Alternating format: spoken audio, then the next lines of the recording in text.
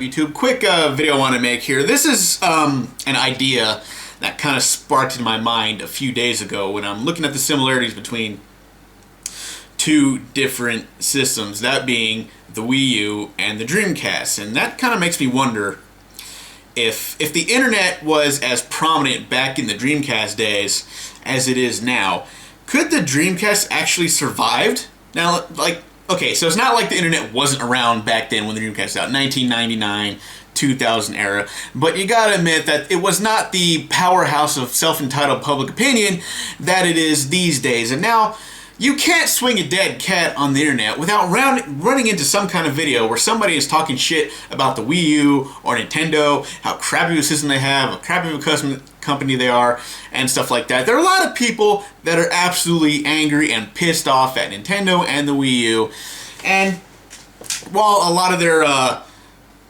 their opinions seem to be very justified, it's just sometimes I think people are out there just, doing it because, they feel personally offended by Nintendo's existence for some reason. But I think you would be very hard-pressed to find any video where you find somebody actually talking bad about the Dreamcast. People are sitting there talking about, I'm sure they're out there, but people are out there talking about how, they're talking about, oh, the Dreamcast, oh, it was a really great system, it's too bad that it didn't take off as much, blah, blah, blah.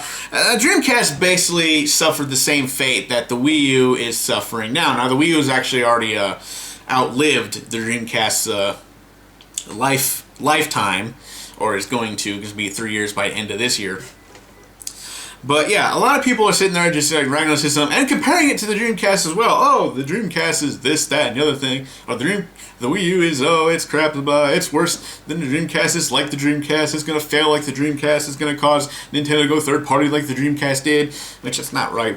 Sega went third party, but don't about that. But I wonder if the internet was as prominent back then. There's a lot of positive talk, I would say, about the Dreamcast. People talking about how great the system was and how it had these really cool games. I mean, come on, you had games like Marvel vs. Capcom, the original, which is just about, if not arcade perfect when it finally ported to the Dreamcast, or Soul Calibur, which turned out to be 10 times better on the Dreamcast than when it was in arcades. I remember playing the arcade, and while I thought the arcade version looked pretty good, when you saw it on the Dreamcast, it was like way better. They made it look even better than they made it better than the arcade version because they added more, and like the graphics are better and smoothed out, and it was great. And Soul Calibur for the Dreamcast to this day is still one of the better looking fighting games out there. This was, at the time, the go-to system for fighting games. You can get a lot of fucking decent fighting games on it.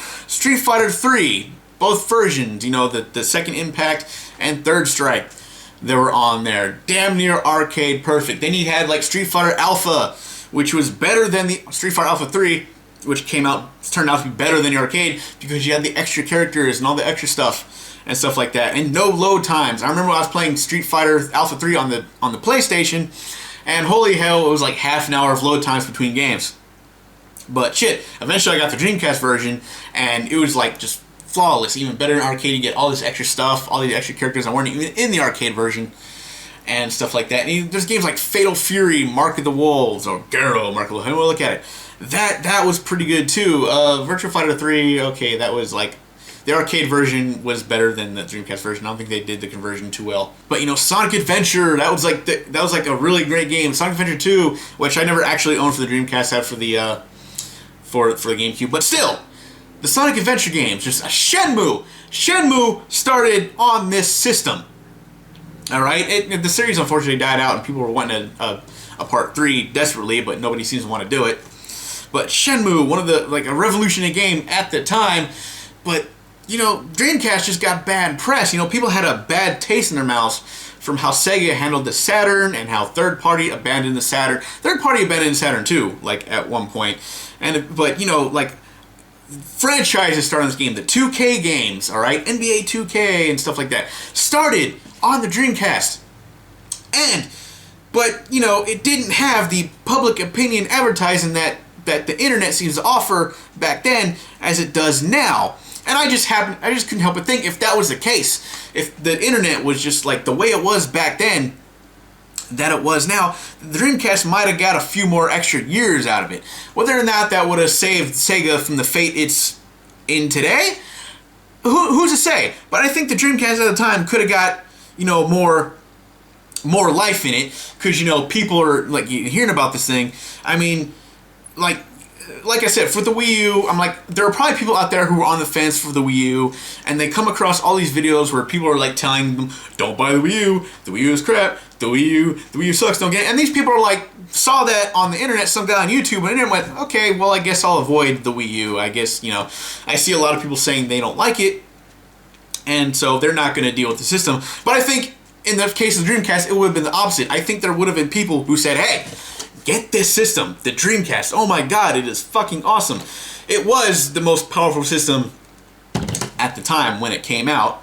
Okay, so not so much the case for the Wii U, but you know, see what I'm saying, like that. It was like ahead of its time. Maybe people were scared of it, but it had all these features that people just, you can go online with it.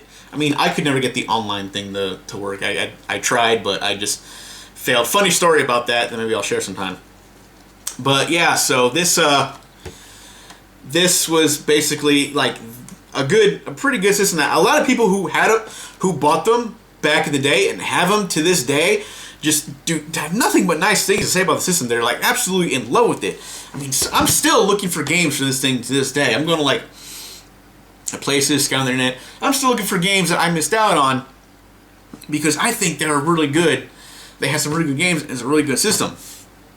And I just can't help but think that if the Dreamcast had the word of mouth over the internet back then, like it did today, I think it would have survived a little longer.